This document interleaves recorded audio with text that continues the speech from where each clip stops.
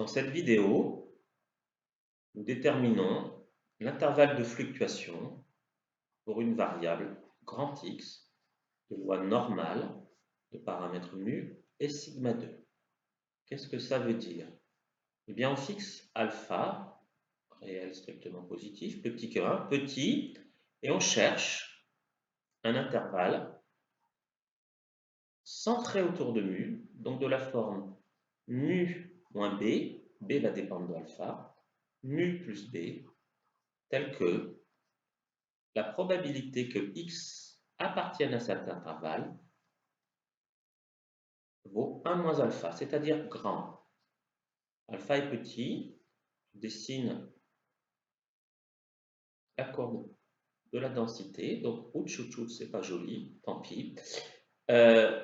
Donc la courbe est symétrique par rapport à la droite d'équation x égale mu, et je cherche un intervalle de la forme mu moins b, mu plus b, voilà, je l'ai dessiné, tel que l'air sous la courbe sous la densité soit égal à 1 moins alpha. C'est-à-dire, c'est 1 moins alpha, c'est grand. C'est-à-dire que l'air des queues, on appelle ça les queues, à gauche et à droite, les queues de la distribution, donc de façon symétrique, eh bien, ne vaille que alpha. Le reste est petit. Par symétrie, cette aire-là, elle vaut alpha sur 2. Et cette aire-là, elle vaut alpha sur 2. Donc, ce qui m'intéresse, c'est la partie au centre. Je cherche le B qui va dépendre de alpha. Donc, j'écris ce que je veux. Je veux la probabilité que x plus grand que mu moins b, plus petit que mu plus b, soit égal à 1 moins alpha. Je vais transformer x et utiliser x étoile, le réflexe avec les lois normales. On centre, on retranche l'espérance et on réduit, on divise par l'écart type.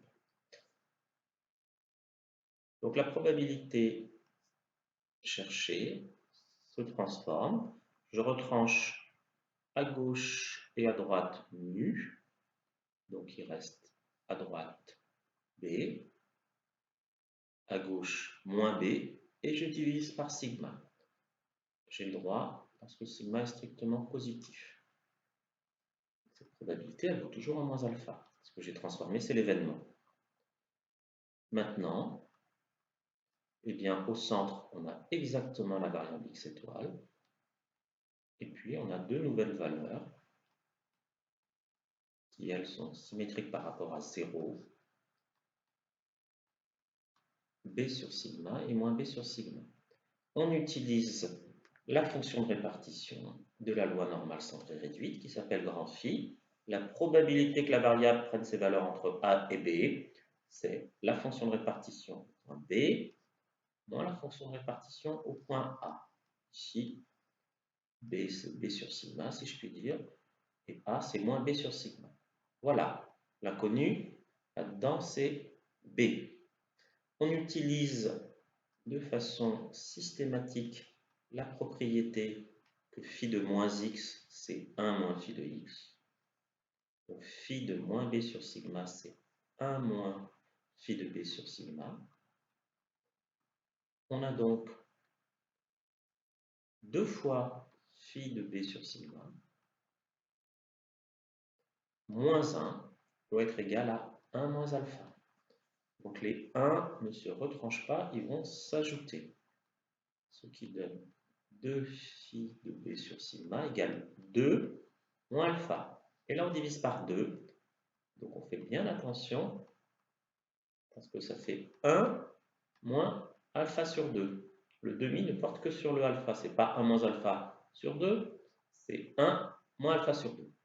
Et maintenant, phi, elle est bijective. Et donc, cette équation équivaut à b sur sigma est égal à phi moins 1 de 1 moins alpha sur 2. La notation pour phi moins 1, c'est u.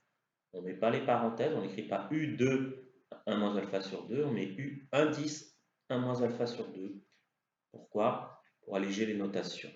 Ce qui fait qu'en fait, le u, on le considère plus comme un nombre que comme une fonction. Et donc, mon inconnu c'est B, et bien B c'est le U fois le sigma. Donc mon intervalle de fluctuation, eh bien c'est l'espérance moins le U correspondant au alpha fois l'écart type, et puis l'espérance plus cette quantité.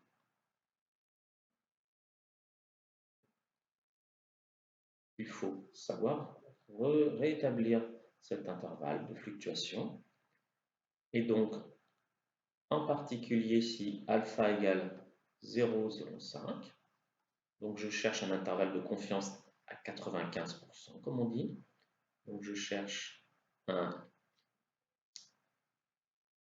Donc bien comprendre que je fais la courbe de x qui est symétrique par rapport à la droite d'équation x égale mu, et pas x égale 0, pas la voie normale centrée réduite. Je veux un intervalle de fluctuation à 95%. À ce moment-là, le U correspondant, il vaut 1,96. Je l'arrondis à 2 froidement. Et donc, mon intervalle de fluctuation, qui doit être symétrique quand même, eh bien, sa longueur, c'est 2 fois U fois sigma.